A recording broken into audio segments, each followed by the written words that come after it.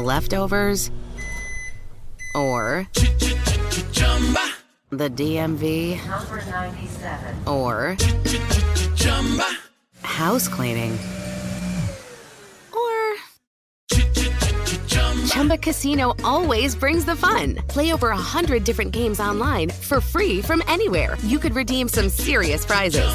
ChumbaCasino.com. Live the Chumba life. No purchase necessary. Void where prohibited by law. 18+ terms and conditions apply. See website for details. This is a special transmission from M and Jem, and we're setting the navigation back to Earth. Why? You promised we would stop on Zorb for those flango fries. We can go back for them later. We need to pick up some clean suits and fuel up because we have a lot more flights to do and we start now. Who's flying with us this time? Tell me. You know that's classified information. Ooh. Strap in tight and join us for Season 2 of In Our Own World, part of the My Cultura podcast network. Available on the iHeartRadio app, Apple Podcasts, or wherever you get your podcasts. See you soon.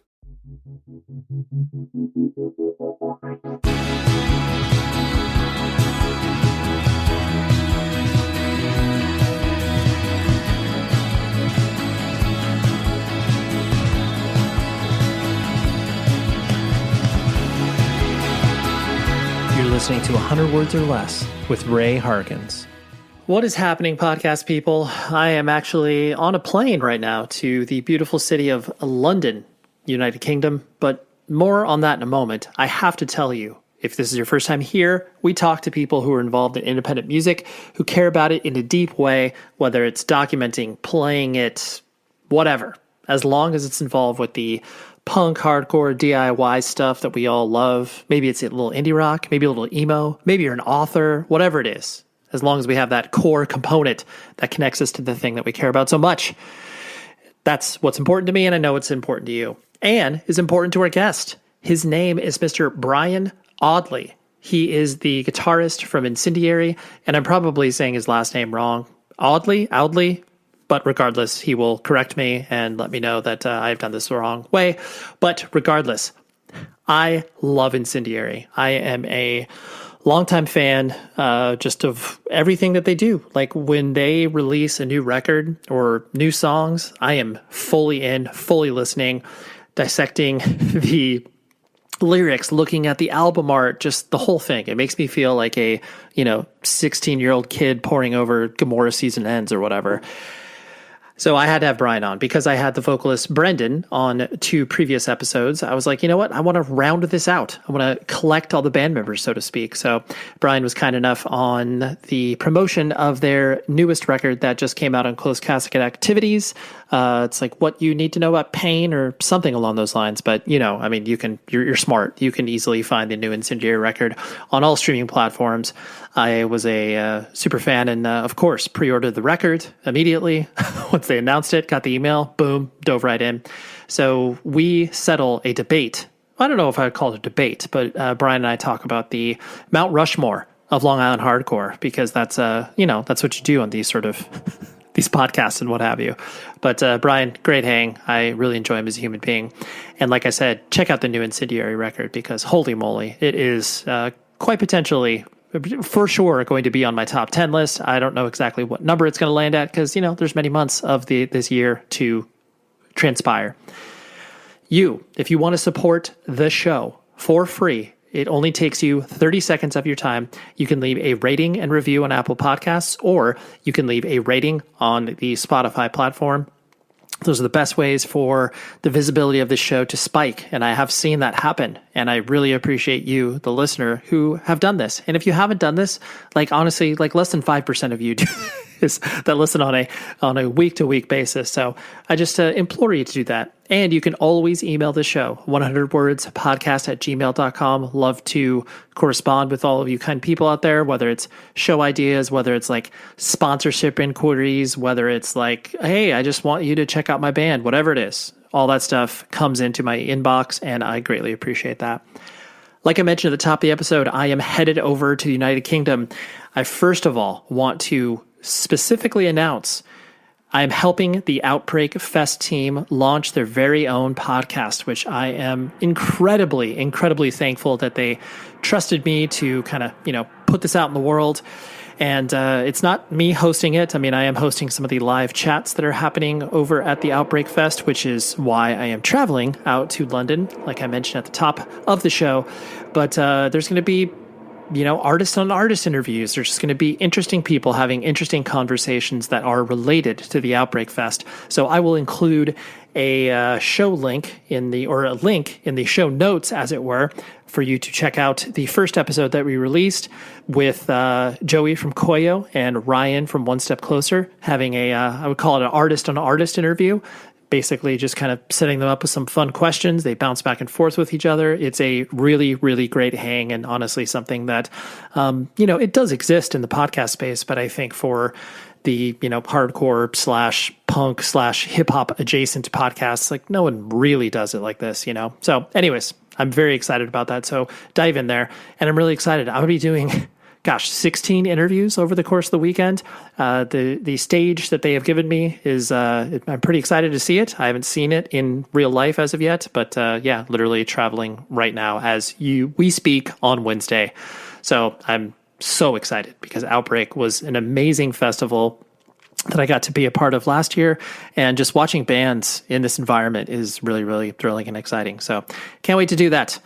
But let's talk to Brian from Incendiary right now. It never stops or goes away.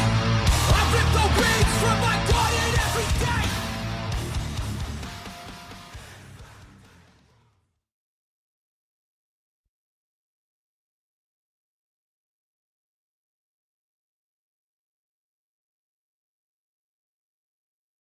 I was reflecting on our relationship, and I'm almost positive that you and I were just like internet friends initially, like many of us. But then I always do feel this kinship with people who probably, it's like, I would say mid 30s and above, because I think generationally speaking, we were the last people to experience pre-internet versus like living on the internet, which is where we all are now. Yeah. And like, do you think about that? Like, just that idea where it's like, even if it's in the infancy of the internet, where it's like, oh, dude, Bridge 9 board's popping off or whatever. But like, do you think about that kind of, I guess, generational shift where it's like, oh, kids that they've had the internet ever since they were children?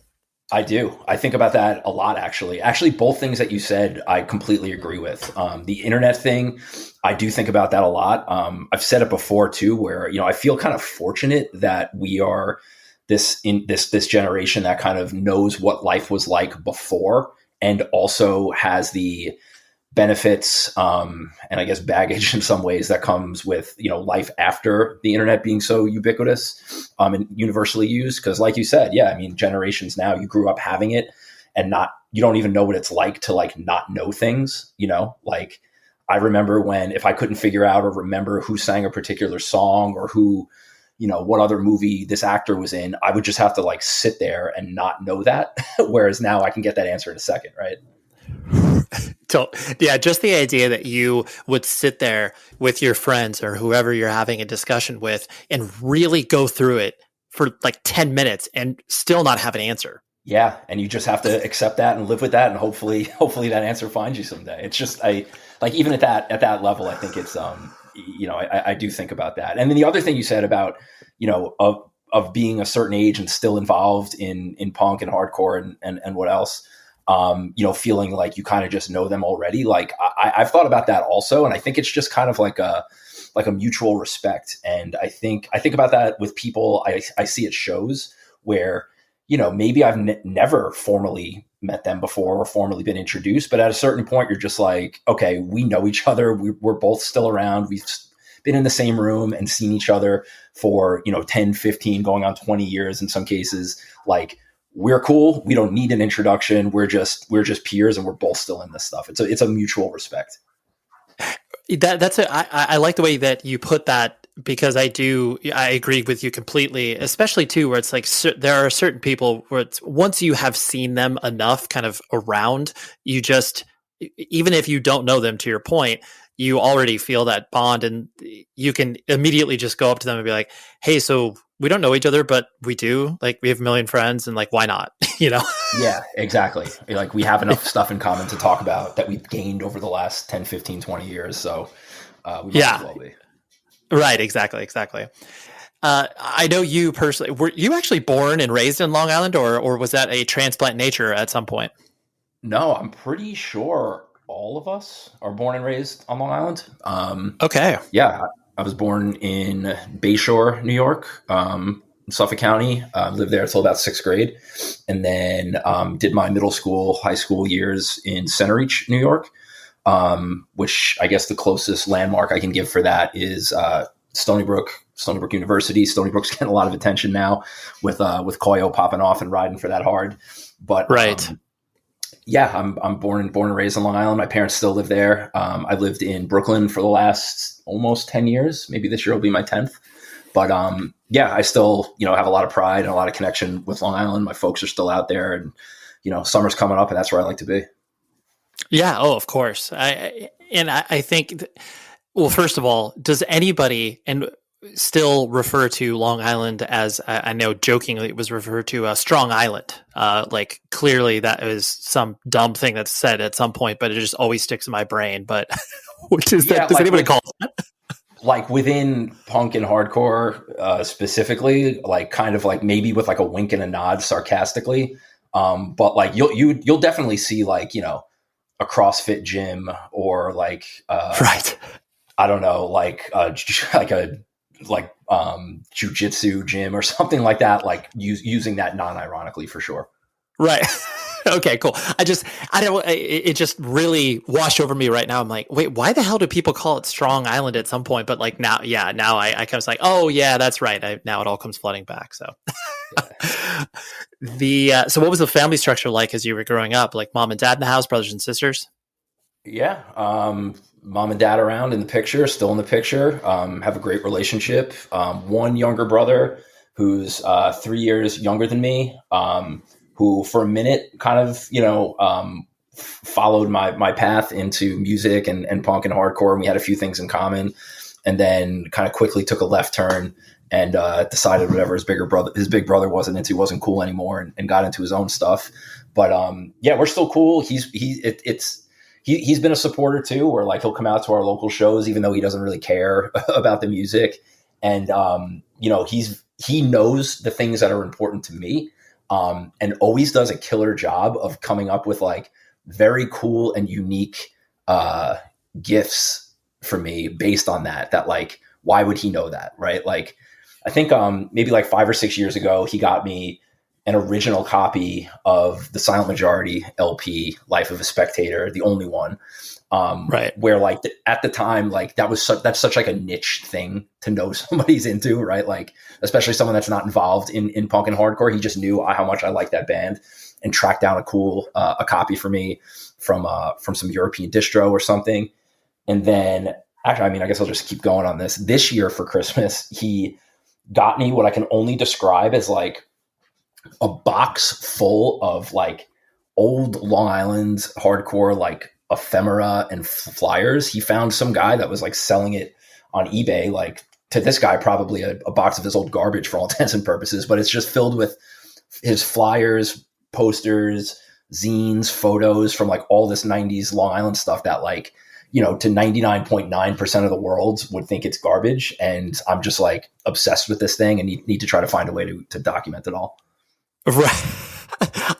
I love, it to your point, just that ephemera, like especially when you are looking at it through the lens of the stuff that either predated you or was like right around the time you started to go to shows, where it's like, oh dude, I wish I was like, 6 months younger. I could have gone to that show or whatever. Yeah. It's like exactly that. It's like all the shows that like, I wish I could have gone to. And there's like a small degree of overlap from stuff that I was actually at and now have, some kind of physical artifact of it.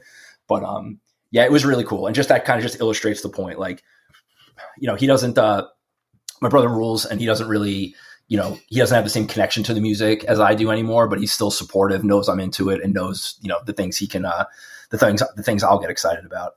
Right. Yeah. He's like, I know it's going to get Brian stoked up at this, box of what most people would define as trash. You're going to be like, oh my gosh, this is great. Yeah, Hours. He'll come to shows too. And he's like a good sport about it. That's cool. our cost of living record release, which was about 10 years ago at this point. We had to do it, not had to, but it got moved last minute, but we did it at the Sable Republican Club, which was a really cool, DIY venue we had there for a minute.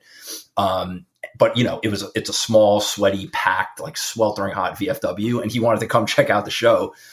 He walked in, took like one look at the room and comes up to me. He's like, what time you guys playing? I'm like, it's this band and then another band and then us. He's like, all right, I'm going to go listen to the Knicks game in my car. Like, text me when you're going on. So he was down to support us, but he has his limits.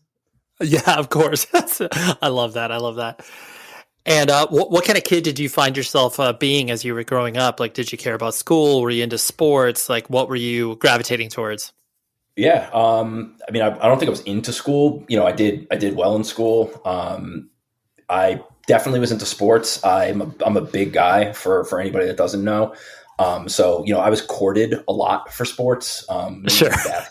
Mainly basketball and football, because of my size and my height. But honestly, like I didn't really connect with either of those sports. I kind of did it because, I was giving it a try and trying things out. But lacrosse was the game that really connected with me. I played that all through middle school, all through high school. Didn't play in college, but at that point I was kind of already thinking about and starting my my music journey. And yeah, I still love the game.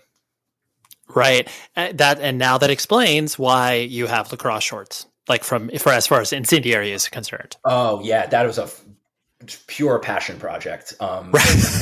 Yeah, dude, like two ships crossing in me and that company kind of found each other and it was perfect. The company was called Relax Lacrosse and I saw them on Instagram because they made like a custom pair of like VOD, Vision of Disorder lacrosse shorts. And I was like, okay, like this is like the intersection of like yeah. Two of the only things I care about. So we struck up a correspondence, are into a lot of the same stuff. And then, partnered up on those shorts. And it's like, the impetus there was like, I just want one pair of these for myself to exist so I can have them and wear them. And if other people are down, even better. But yeah, it was a fun little project. And I think all those shipped out pretty recently. So people should have started getting them. Yeah, I like it when you can connect because I know especially when you are younger and starting bands and there's that idea where and it's to a lesser degree now because everybody's world kind of crashes into each other, but the separation of church and state, whether it's like, oh, I can't really like blend in too much of my real life into like my hardcore life because, like sports are so different than hardcore or whatever. But, the fact that everybody can do anything. And I just like to trace that back to where that came from, Yeah, definitely. I mean, it was definitely like, I don't know if I would call it like a conflict, but like, I mean, I was into music and into hardcore and discovered hardcore like very early just through circumstance. And, maybe we can get into that later. But, as it related with sports, like, at the time I was in high school and playing sports and stuff, it's like late 90, like call it like 1998 through 2002. And like heavy music in general was kind of like a little more popular, especially among the, quote unquote jock types. Like I'd had plenty of friends on my lacrosse team that were stoked if I put on Hatebreed in the locker room. You know what I mean? Totally.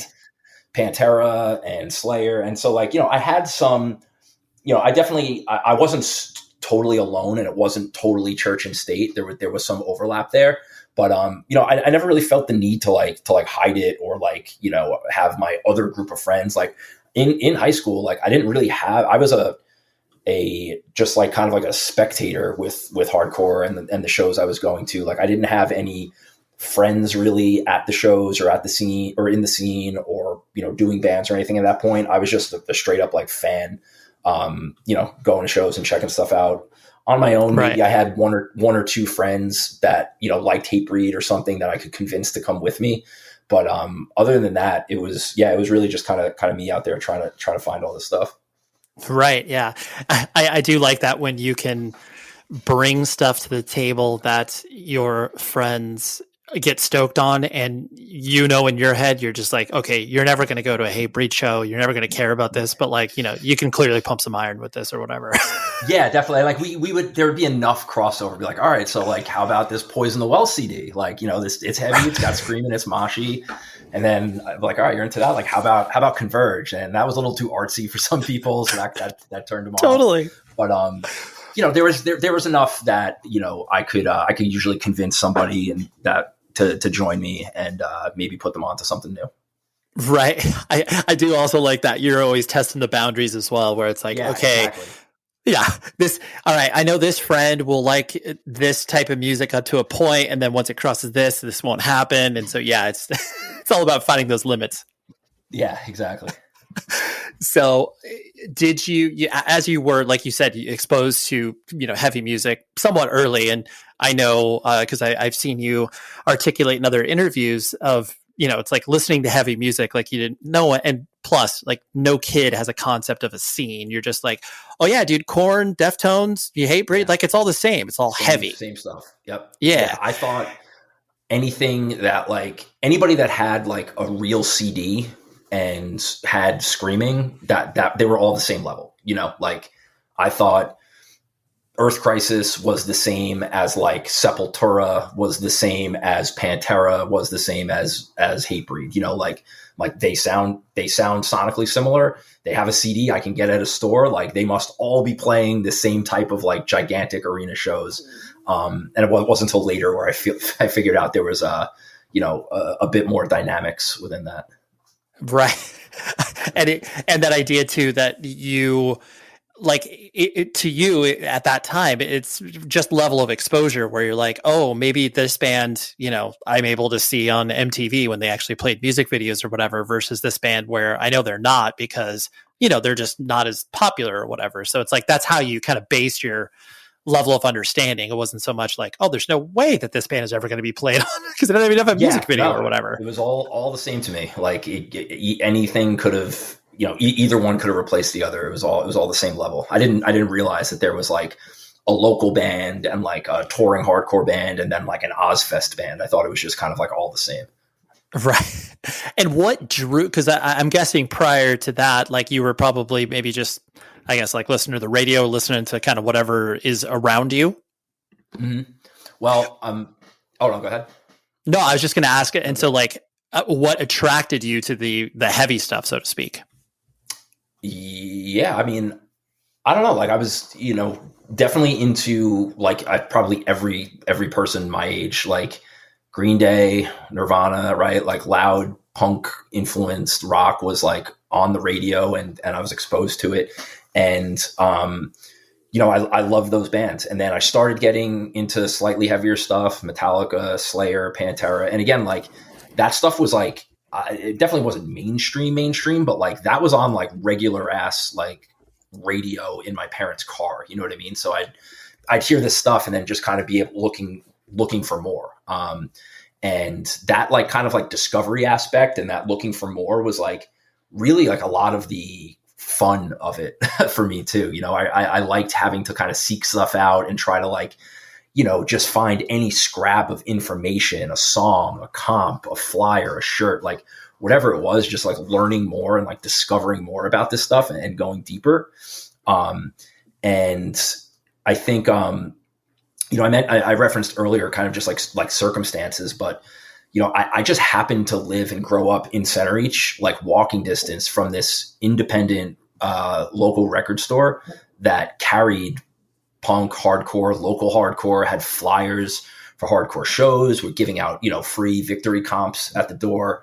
That really kind of like accelerated my discovery and my involvement and got me into stuff, you know, and gave me access to stuff in a pre-internet Long Island in, you know, mid to late 1990s that, you know, I otherwise wouldn't have had. So I was very much, I owe a lot to just having that resource that close to me at that age. Mm-hmm. And no one can really describe in the same way that, you know, you can't describe the power of playlisting now as you can, where the power of comps, where it was like, yeah, Victory style and, Fat Records comps. It's like, that is what, quote unquote, moved units and got people exposed to bands. It was crazy. 100%. Yeah. And like, two notes on that. The Victory ones in particular. I just mentioned so crucial. I just mentioned this recently because my other band Soldiers did a show with Earth Crisis very recently, maybe 2 or 3 weeks ago, at St. Vitus here in Greenpoint, in Brooklyn. And I was thinking about it and I was like, I love Earth Crisis, literally one of my favorite bands ever. And my exposure to Earth Crisis and hardcore at large was a Victory sampler that I got at this record store, which was called None of the Above Records. Free thing I picked up at the door. The first track was Earth Crisis, Morality Dictates. And at that time, I had never heard a song before that was like 100% screamed vocals the entire song. Like, it blew my fucking mind, dude. Like, I didn't know you could do that. I was like, holy shit, you're allowed to just like scream like that the entire song? Right. So that comp in particular, I tried to track down the name of it because it wasn't one of the Victory styles. It was like, Summer of '97 sampler or something like that. But sure. Yeah. I tracked down the cover just because I had to know and just had to kind of scratch that curiosity. But yeah, man, like those comps and the Victory ones in particular were super formative and really kind of got things in front of me that otherwise wouldn't have come till much later. And it also helps you define define what you like about heavy sounding bands, where it's like, okay, here's this, like, I'm using Victory as the first Victory style. It was like, I liked personally like Guilt and Dead Guy, but then I also like Strife and, Earth Crisis, whatever, but I was just drinking from the fire hose. I liked it all. I was like, okay, besides Hi-Fi and the Roadburners, like everything else was pretty sick. But then as you grow older, that's when you start to place things in context of like, oh, actually, like, Guilt was kind of a weird band. And like, this one was so different from this one, but you didn't know at that time. Yeah, no idea. And that comp in particular, again, I mentioned, I looked it up recently in the track listing, like, tough sell, because the track list on that after that one opening Earth Crisis song was a lot of hoops to jump through to get to other stuff I might be into. It was like all the kind of like other Victory bands, like front loaded after Earth Crisis, your Donuts, Baby Gopal, all that stuff, like the stuff that totally, no disrespect to anybody involved, but like, I found myself skipping on subsequent Victory styles. That was all up front. So like I had to get through all that to get to the Integrity, Snapcase, Strifes, and the rest of the stuff that I would, eventually, become some of my favorite bands. Rockabilia.com is the place that you need to pull out your web browser, whether it's on your computer or on your phone. It is an amazing website that gives you officially licensed merch from, I don't know, like 9 million bands, it feels like. But first and foremost, after you have pulled up the website and after you've put some stuff in your cart, you use the promo code 100 words or less. That lets them know that they heard about their business from this very show. And why I love Rockabilia is, whether you're into Slipknot, the Beatles, Bring Me the Horizon, Comeback Kid, I don't care what it is, you will be able to find it on their website. And like I said, it's all officially licensed. So that means the band gets paid. It's a virtuous cycle here because you get a discount code.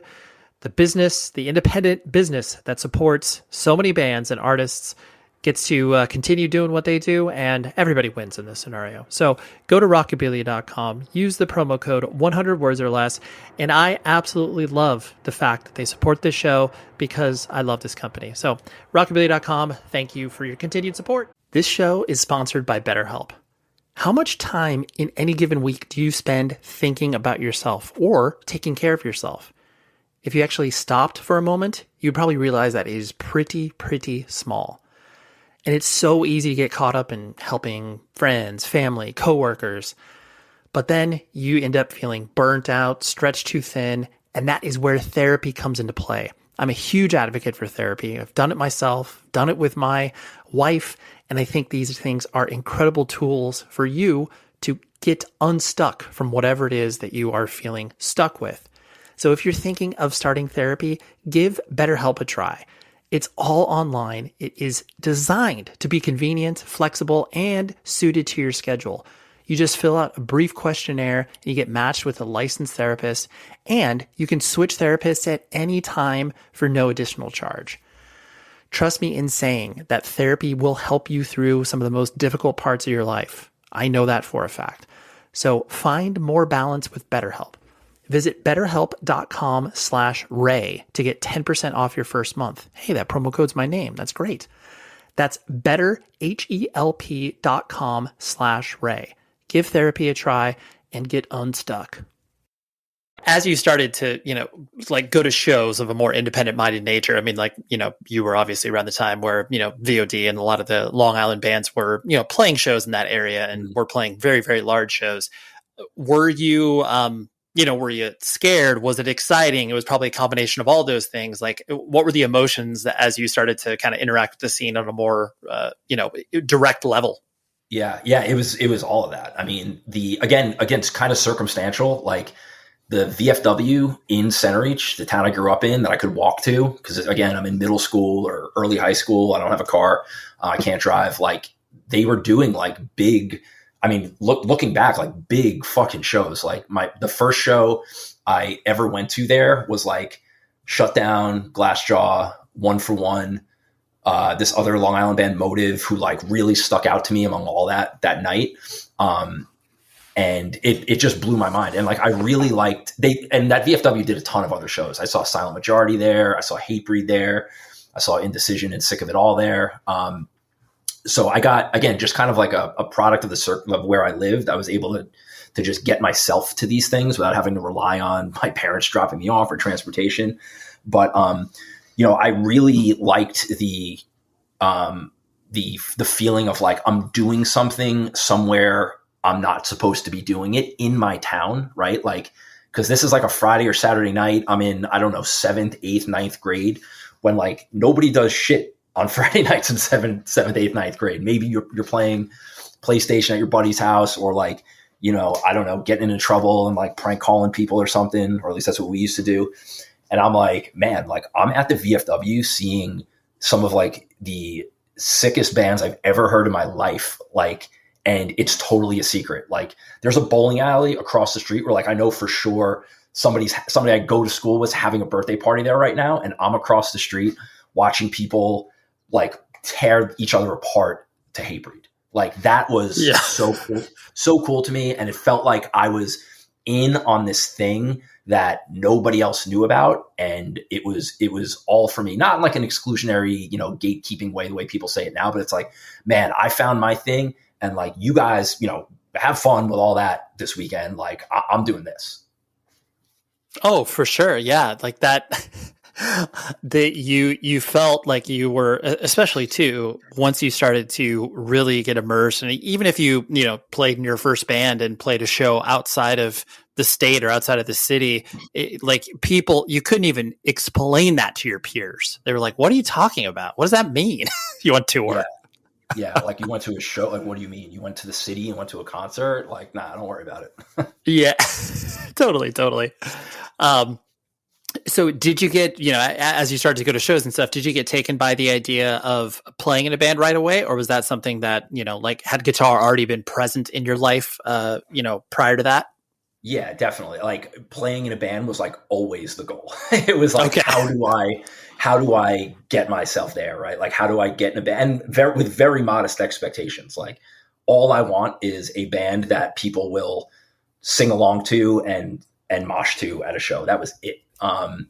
I started off on bass, I think like most maybe consider it like a lower barrier to entry when there's only 4 strings and, I thought it would be easier for me to learn. So I started off on bass. I had a couple, formal lessons at a guitar shop, that were mostly me just like bringing in songs I liked and the teacher like showing me how to play them. But, it gave me enough, and I was still very reliant on like, tabs, like tablature books and stuff like that to learn.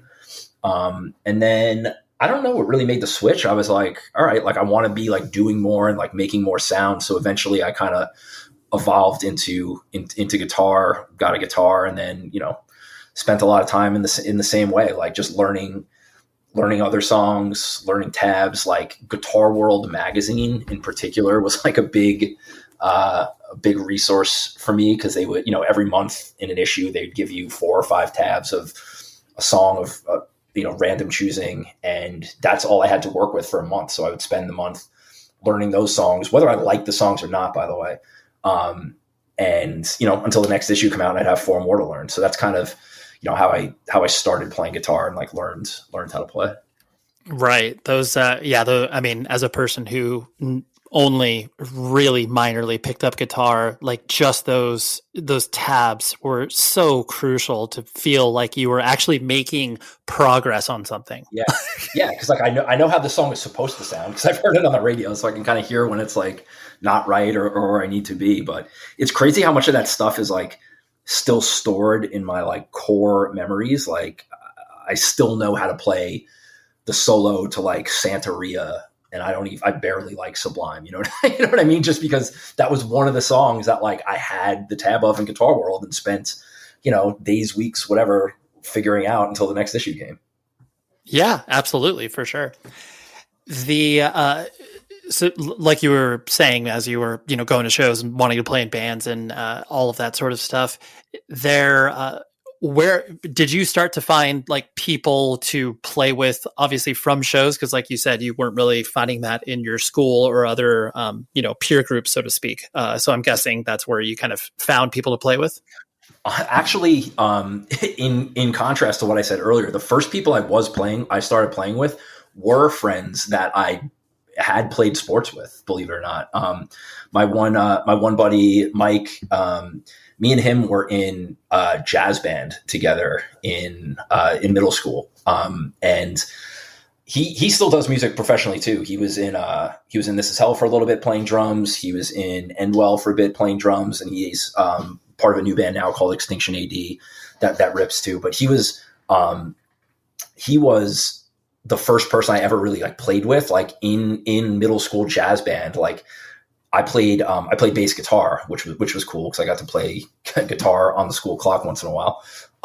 And I don't know, I was warming up with like a Rage Against the Machine riff or something, and he kind of like picked up on it, and we're like, oh shit, like we both like this stuff. And then eventually me, him, and a couple other guys started our first, metal bands in probably about like 10th grade or so, mostly covers, and eventually started doing some original stuff. But yeah, those are all guys I did go to school with. Those are some of the guys I was like, all right, we got enough in common here. You like Hatebreed, like I'll come to a Killswitch Engage show. Like we had enough in common that, it made sense.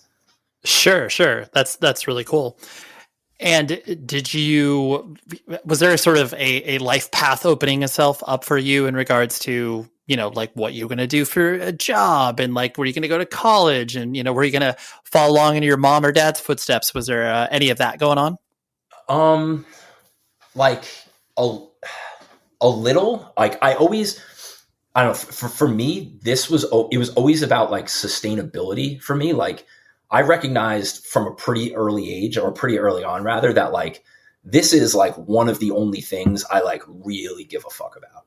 And the way hardcore was positioned to me at that time, like I'm like, this is not like a career thing. Like it's just something I want to be part of my life for as long as possible. So my like plan, quote unquote, was like, all right, I want to go to college. I want to kind of like get that out of the way, so to speak, and have something in my back pocket.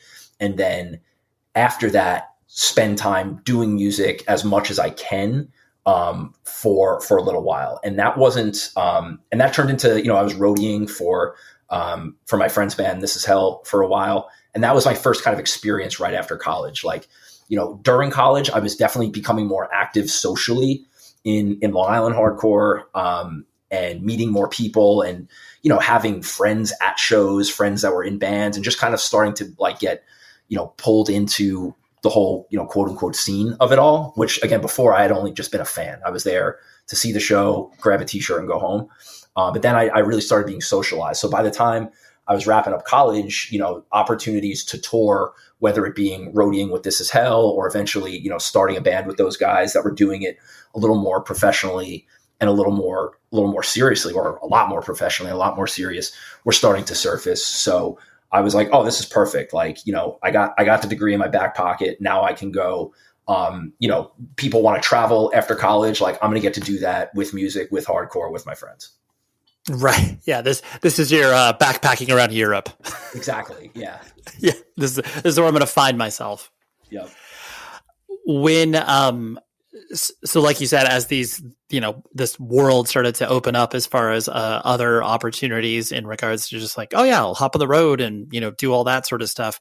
Was touring, I guess, what you thought it was going to be, or was it drastically different than any expectations you had? It was pretty much like I thought it was going to be, being honest. And my experience again was mostly at the time, like, roadieing for This Is Hell, this is like 2008, 9 ish, May of 2007 to 2009 or so, when like bands toured hard. And This Is Hell was like the best example of that. This is when, like, you know, Modern Life is War and Blacklisted and This Is Hell, like these bands were fucking road dogs, like 8 to 10 months a year on the road. Right. And I was in for all that. I was doing all that. And yeah, I mean, it was a great experience, but pretty much what I expected. You know, it was almost all sleeping on floors, all, you know, $5 a day buyouts, all that stuff. But I loved it. It was awesome. I was around the only thing I really cared about all the time. Right. That's amazing. And so, because, you know, Incendiary, I know you obviously played in Soldiers before that. Did the Soldiers thing just come up because obviously of your connection with This Is Hell, where it's just like, oh, I guess we'll ask Brian to play in this? Yeah, well, it was more of like me and Rick from This Is Hell and Soldiers. Like, we were always on the same page with a lot of like what like wasn't very popular music at the time, like a lot of like older New York hardcore, not older New York hardcore, but like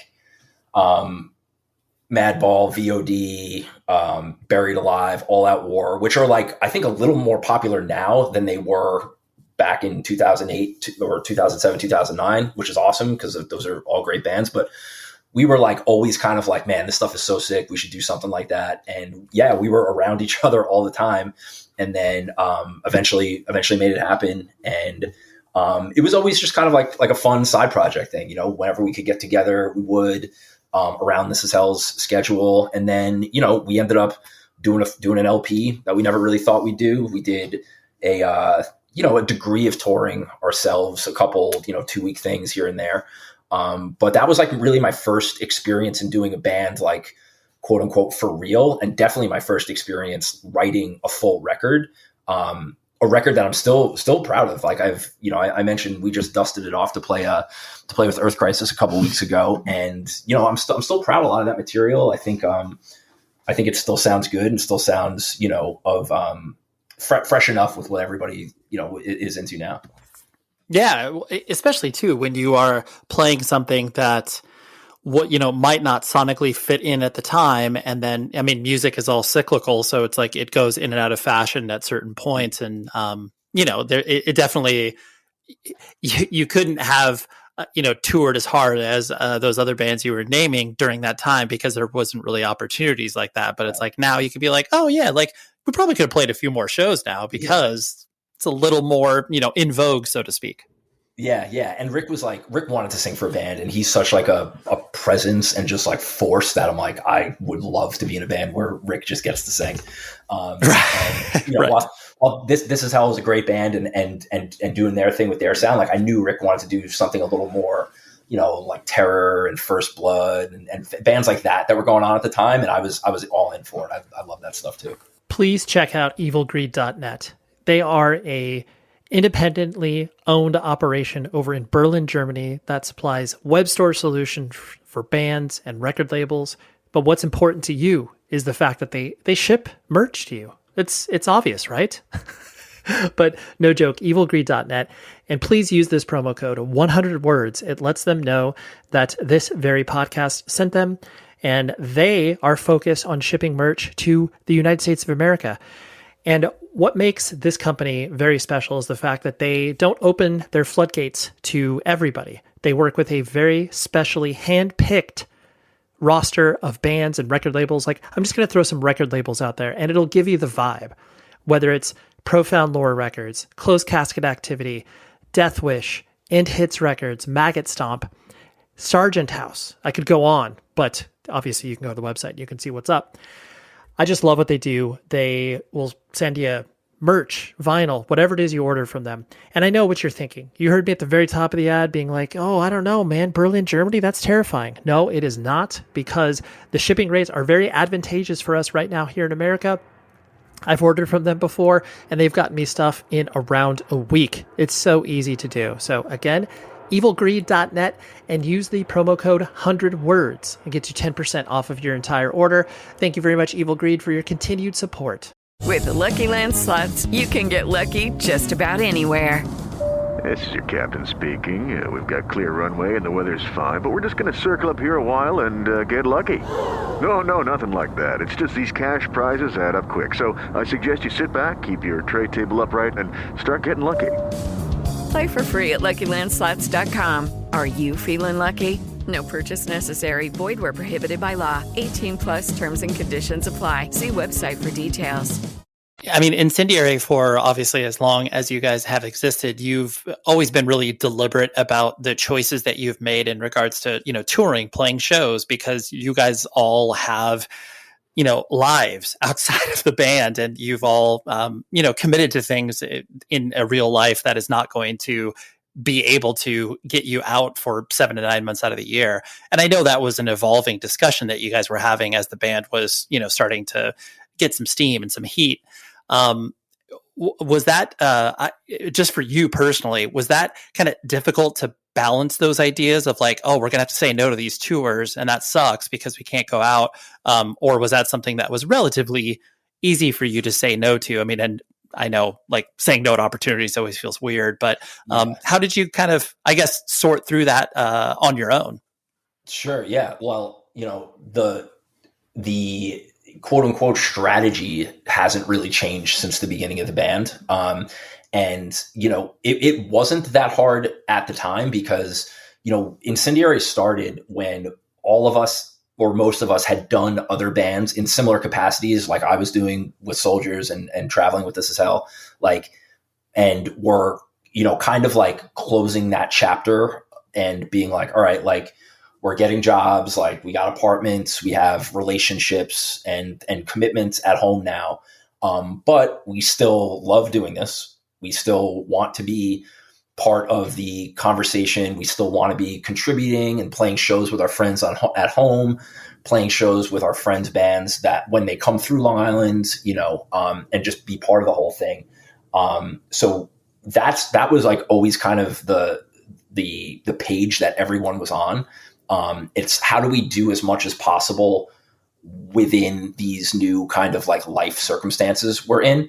And that's still the page we're on now. And, I think, I'm actually glad you asked this because people will tell me frequently, I'm jealous. You guys got it all figured out. I wish we did it your way. I got the Incendiary model. It's so smart. And, I think that the perception of what we do is kind of like based off of our results, which are admittedly very unique, where we didn't have a grand plan of like, all right, we're going to do this band and write these songs. And then here's the catch. We're never going to play. It wasn't like that. It was right. Internally, the perception is like, how do we do as much as humanly possible and say yes to as much stuff as possible within these confines and guardrails that are around our lives. And that's the page we're still on today. And that's why, it's still working. So, yes, it gets hard. And as the opportunities get cooler, it gets harder, but we're over 15 years into this, believe it or not. And I'm grateful we get to do it at all still and still have people's ears and attention. So, I'm very much at peace with it. And, I like the way that it works now. We're not out there 6 to 8 months of the year where things can get, burned out and jaded and, you just lose some of the luster of it. Everything we do is like a date circled on the calendar and something we're looking forward and excited to do.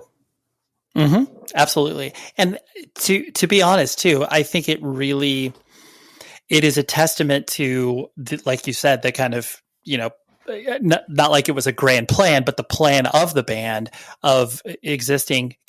I think the crucial part here is continuing to put out music, and that is vital for the particular time in which you were releasing it. Because, you know, you could be, and this is my words, not yours, and this is like no shots against this band.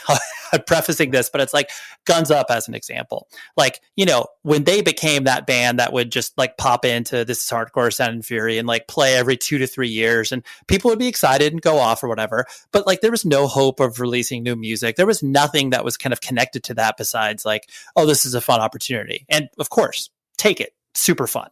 But because you guys constantly are, you know, sort of, I'm not constantly, but you are continuing to put new stuff out there. I think that's what keeps people engaged. Either people who have been fans of what you've been doing, or alternatively, people who are just tripping across you because it's like, oh, wow, like I saw them at Sound and Fury 2 years ago or whatever. Yeah. And like, you know, we would still be doing this anyway, I think is the other thing. Like whether or not people cared about the band at all, or as much as they do, I would still be writing heavy hardcore songs and trying to play them live. Like, so, you know, the fact that I've got, you know, 5 or 4 other people that are my best friends that are on that page too, and I get to do it all over the world at this point. It's unbelievable. Right. Totally. This is a random aside, but I think something that you would be able to speak on and will be probably difficult for you to quantify, or maybe it'll be easy.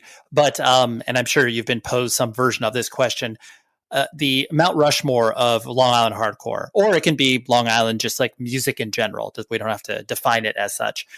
Who would you put up there is your own personal Mount Rushmore? So you got four bands. Yeah, I got this question. Never really been asked it formally, but I've heard other people ask this question. I'm always kind of critical of the responses. And I should also mention that like I'm coming off of like a big Long Island hardcore pride weekend with the Silent Majority reunions that were just last weekend. So yep. I'm not going to overthink it for this response, but I think Silent Majority, VOD, Glassjaw. Yes. And I'm going to put Backtrack on there because Backtrack is my generation, our generation, and they really flew the flag super hard for everybody. They got an entire generation back into it and took it to a level. So like, you know, I don't know, maybe people are expecting a more classical answer to that, but like I'm putting Backtrack in my top 4. No, you do have to be deliberate in like, you know, classics and things that like personally resonate with you. And then that idea that, especially too, in this day and age where bands can exist from all over the place. And like, you know, once bands obviously like get to that sort of full-time level, they kind of split across the country or what have you, but the bands that ride for their city, it's like, it's great. And you need to have those generations to be able to do that, you know, like Koyo is doing now and you guys have been doing. And like you said, it's like, you could draw that straight line between all those bands, and that's exciting.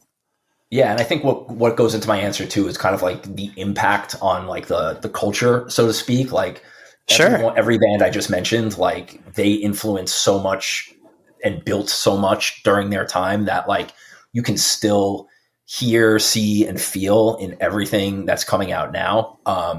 That, you know, that weights into my answer too, beyond just like, you know, they have some sick records. Right. Of course.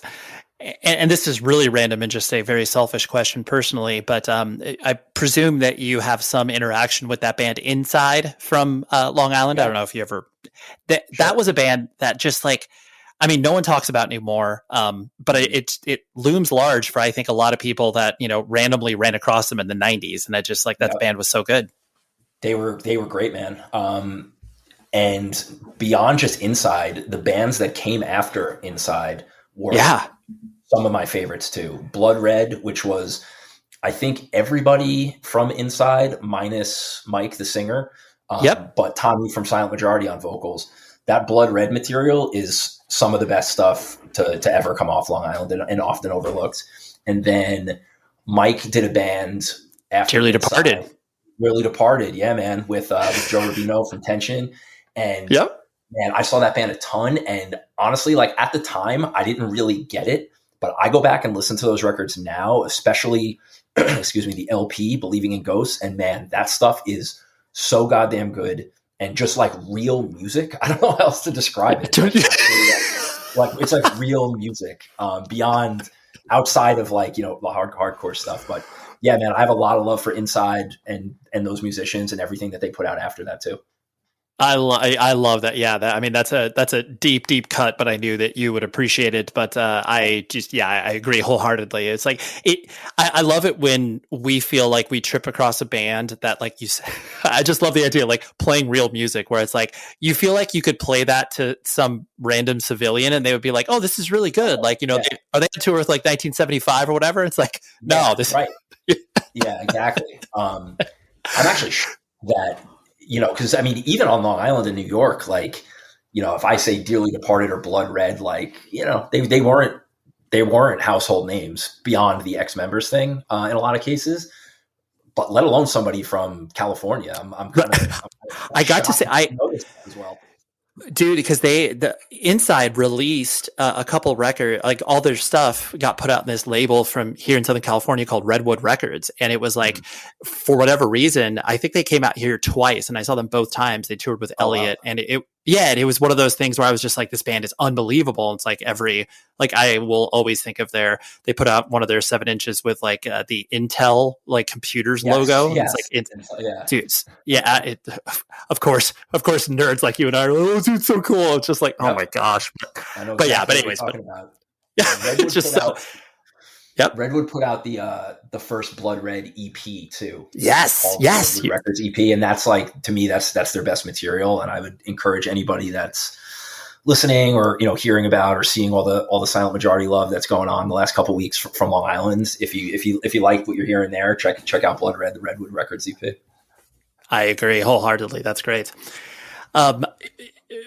Putting the focus back on Incendiary, like when you started to put out records and start to experience people outside of your proverbial scene paying attention to you, when do you feel like the band for you personally kind of got quote unquote real, where it was like, oh my gosh, like I can't believe that people are paying attention to this thing, or I can't believe we get to put out a record and close casket. It doesn't even have to be those two experiences, but when for you did it kind of like open your eyes up? Yeah, like I know the exact moment for me. Like I love it.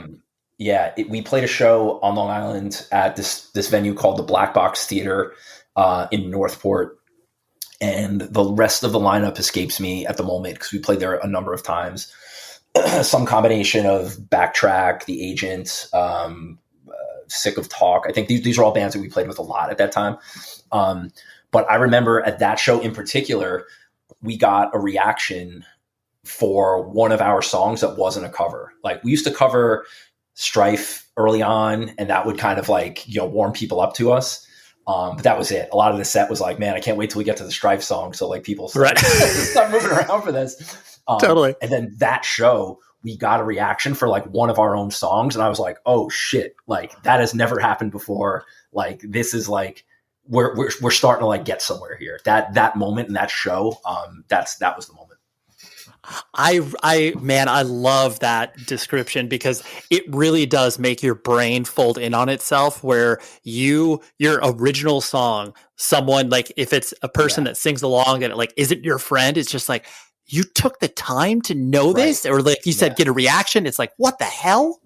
Yeah, it's crazy, man, to think, because like we had on our first 7-inch, we had a song called Sinking, and it was that song. That was the first time we had a song that was like, we have to close the show with this because it gets a reaction, has a big cool sing along. And, our whole year at the time was built around these Long Island fests that used to happen, where that was like the big moment. And it's so crazy that we're still doing this band.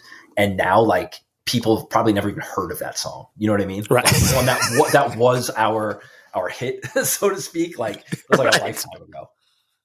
Totally. It's like, yeah, this doesn't even make it in, even if we're playing like a 45-minute set, there's no way this song's getting in here. Anymore. Like once in a while, we'll throw it in on Long Island if we have like a important show. Like we did it at the Backtrack last show on Long Island.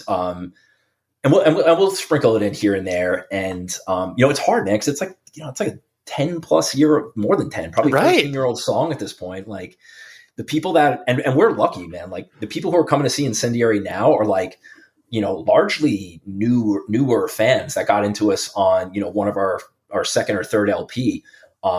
We are the opposite of I liked the demo better band. Like nobody likes the demo. Nobody cares about the demo. Like I don't think anybody even fucking knows we have one, but it doesn't really, a few people know, and I'm always glad to do it because I'm still proud of that song. But like, it's not like they're like, oh my God, it's not like Converge playing Saddest Day or something. Right. A few old timers who like happen to remember it might be in the house that night.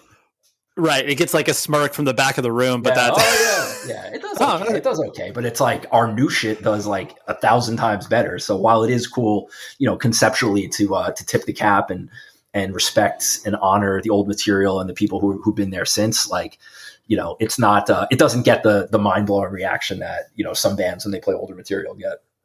Yeah, no, I love it. Last couple things I want to hit on was the, when you started to tour overseas and tour in other places that obviously in your wildest dreams, you'd be like, why is this dumb hardcore band being able to play a show in, Japan or Europe or whatever? What was surprising for you about those particular touring experiences? Was it, just obviously like the culture difference, or what was surprising for you? It was surprising to me that we got Incendiary to Europe, honestly, and it was all DIY still. In a lot of cases, we had no business doing some of the touring and being in some of the places we were in. But we always had one thing that was made the trip worth it. Our first East Coast tour, we got an offer to play Orlando with someone I'm actually still very good friends with. Shout out my boy Wes. And we're like, you know what? Why not? We have a legit promoter in Orlando that's booking us a quality show. Let's try to make that happen. And, the shows around that are, less than stellar. We couldn't get a show on the entire Eastern Seaboard between Edison, New Jersey and Wilmington, North Carolina to save our lives. But we made it happen. We had reason to go. And the same thing on our first West Coast tour. We got on a Sound and Fury in 2011, and it's like, well, that's worth the trip alone. We'll play some shows and it'll be bonus. And the UK was the same thing. Europe was the same thing. We got a UK offer for a show, and then we just tried to fill it in with MySpace messages and emails and cobbled together a tour, and learned a lot, right? Doing that stuff and language barriers and renting vehicles and transportation and ferries and mainland and all this stuff. We really did it ourselves and didn't really have a strong demand to be there, but made it happen anyway. So the first one was I can't believe we're doing it with this band. This is so crazy and sick. And, Europe and the UK has always been a priority for us. We always try to carve out some of our limited availability and limited time to try to get over there and play and support our records over there. And, give people that still reach out to us and want to see us over there, an opportunity. Yeah, absolutely. I love that. And as you were, doing all of these things with the band, clearly you were also obviously living your, real life. And we were talking about off the mic, as far as, pursuing life in the advertising/media world. Because I know that obviously Brendan feels this way, where it's there is this idea that, your life within the bands is also really weird to most civilians. Yeah. So do you try, do you try to separate those two pretty clearly, or do people kind of find it's Brian plays in a hardcore band? How do you handle that? I used to keep it very quiet for a variety of reasons. One, I don't want to be the guy that's talking about his band all the time, because that guy is usually pretty lame. Sure. So just right off the bat, I just wouldn't really talk about it. And then also, like you said, I have a career, and one I take rather seriously. So I don't want people to think that I'm not invested in my career and my head's somewhere else and I got my head in the clouds because I do this band. So I just try not to bring it up and not really, advertise it. But, with the internet and social media and all that, and, you work in a place for a while, you eventually end up making some friends, getting friendly with people, and things come out. People know. And I've found that, I used to think that just let them think whatever they want, because whatever they're thinking about it is probably better than the reality, especially like earlier on. Like, if they think I'm out there playing weddings, sure, because that's probably more palatable and like, digestible than like, oh, I'm playing, this bar in Boston where people are beating the hell out of each other. It's just easier to understand. But then, YouTube, things are out there, and then the shows get bigger. There's footage of me doing something crazy, and it goes around. And, I found that, maybe it's because I'm more advanced in my career and more established in my career, but like people, like, they think it's cool now. Like, it's not like and again, I work in like internet startup ad tech stuff. So it is the culture is younger and a little more, understanding and accepting of different things, but they think it's cool. And honestly, like I don't want to say it helped, but like, sometimes when I'm like, hey, I got to put in for time off. I need off, this week or this Friday. And they'll be like, oh, why? Are you playing a show? And it's like, if that's going to help you say yes to approving this, then sure. So I've actually found, and I'm really grateful for the company I've been at for the last 10 years or so. Very, very supportive of the whole thing. I've had people, come to my shows, leadership in the company have come to check it out in real life and been very supportive of the whole thing. So, I've got it in a pretty healthy spot, but at first I would definitely keep it quiet. And it's also not to say that it gets any easier coming back from like, amazing European festival week of shows and then coming back to, the reality of emails and all that. It's still, that doesn't get any easier, but like my kind of like, this is who I am. This is part of my whole deal. I'm way more confident and comfortable in that position now. Yeah, absolutely. No, for sure. And especially too, where it's like the idea of a band, like you said, the way that people perceive it versus the reality of it is usually, I mean, every time you pull your van into a, oil change area and they're like, oh, what band are you in? And you're like, oh, whatever. Like people think it's so much different than it actually is. And it's like, totally. Okay. Like you said, if you feel like whatever perception of like me traveling on private jets to go play shows, like, okay, that's what you think. It's like, trust me, like what I'm doing is like arguably more work than I do at here in terms of like keeping the show on the road and getting there on time and setting shit up and whatever. Like it's far from a vacation, although it's extremely fun and validating and rewarding. Like it's a lot of work too. Right, exactly. It's like, listen, you're, week off in Cabo or whatever, like that's a whole different ball game than, me playing 3 shows with sweaty people in sweaty rooms. Like this is a whole different ball game here. Yeah. Actually, over the pandemic, like I took my girlfriend and I went down to Florida for a week, and I was sitting there thinking, I'm like, this might be the first like legit vacation I've taken in 8 years or something like that, because I was always so, I would hoard my PTO and vacation time to dedicate to band stuff, which again is like a lot of work and a lot of obligation and responsibility, and you're on somebody else's schedule. That like, I don't think I'd really taken a legit vacation where I had actually nothing to do somewhere else for a while until like last year. Right. Oh, dude, it's such a weird concept when like you travel for pleasure, just because we've never been used to that as dumb hardcore kids. And so it's like, oh, you can like go somewhere and see like more than 3 blocks outside of wherever venue you're playing. Right. And like the worst part of town, of course. Yeah. Yeah, of course. Yeah.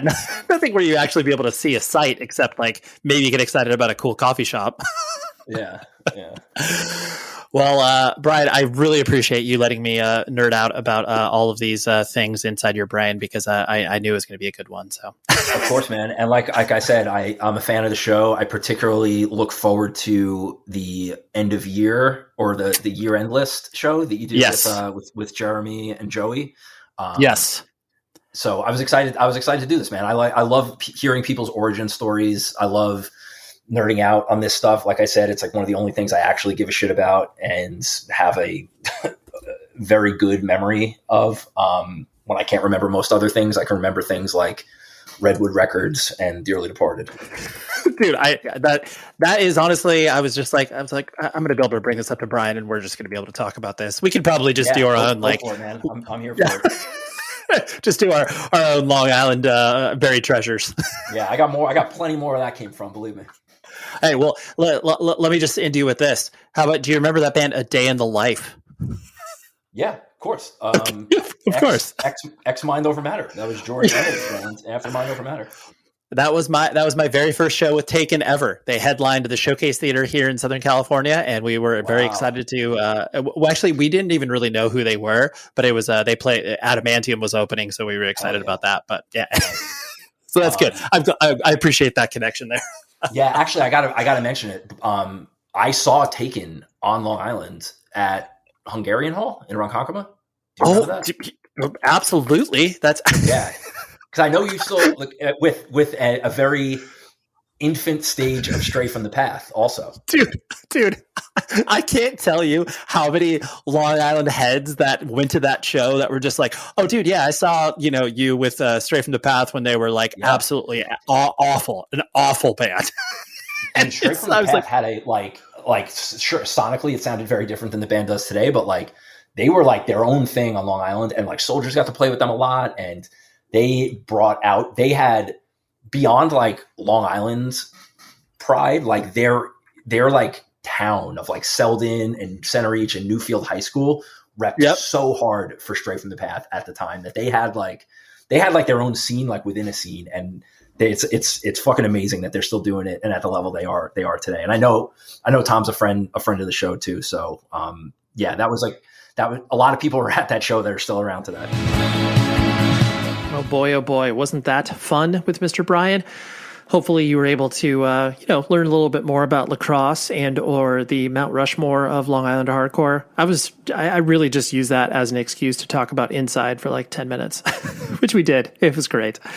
So thank you very much, Brian. Thank you very much to his publicist, Tim, for helping set this up, because even though Brian and I are friends, anytime you can go through official channels and make everybody look great, then why don't we do that? So next week, I have my final episode from the LDB Fest, where I recorded a bunch of live podcasts there. And this one is special because it is Mark from Fuming Mouth, who, for those of you that have maybe not been paying attention, Mark went through a battle with cancer and he has come out on the other side. I know they technically don't say in remission, but he's a very healthy lad as of right now. And through the support of many, many people on the internet and people who are fans of his band and people maybe who don't really necessarily even like his band or donating to the cause and be able to help cover his medical bills. And Mark was such a great chat. This one deserves to kind of stand on its own. Not to say that anytime I combine live chats, it doesn't mean that they are not good, but Mark's was definitely a little more in-depth, so to speak. But that's what we got next week. Mark from Fuming Mouth live at LDB Fest. And if you hear this and you are getting ready to go to the Outbreak Festival, come say what's up. I would love to say hi to you. So until then, please be safe, everybody. Leftovers or the DMV Number 97 or house cleaning. Chumba Casino always brings the fun. Play over 100 different games online for free from anywhere. You could redeem some serious prizes. ChumbaCasino.com. Live the Chumba life. No purchase necessary. Void where prohibited by law. 18+ terms and conditions apply. See website for details. Hola, hola. It's your girl Chiquis, and I'm back with brand new episodes of my podcast, Chiquis and Chill and Dear Chiquis. This season, I'll continue having open and honest conversations on everything from spirituality, relationships, women's health, and so much more. Y también seguiré compartiendo mi vida y mis pensamientos con ustedes. And don't forget, I'll also be answering your questions personalmente on episodes of Dear Chiquis. Así que acompáñame every Monday and Wednesday for new episodes of Chiquis and Chill and Dear Chiquis on the iHeartRadio app, Apple Podcasts, or wherever you get your podcasts. Welcome to The Good Stuff. I'm Jacob Schick, a third-generation combat Marine. And I'm his co-host and wife, Ashley Schick. We believe everyone has a story to tell, not only about the peaks, but the valleys they've been through to get them to where they are today. We're joined by some amazing guests who share the lessons they've learned that shaped who they are and what they're doing to pay it forward and give back. Listen to The Good Stuff on the iHeartRadio app, Apple Podcasts, or wherever you get your podcasts.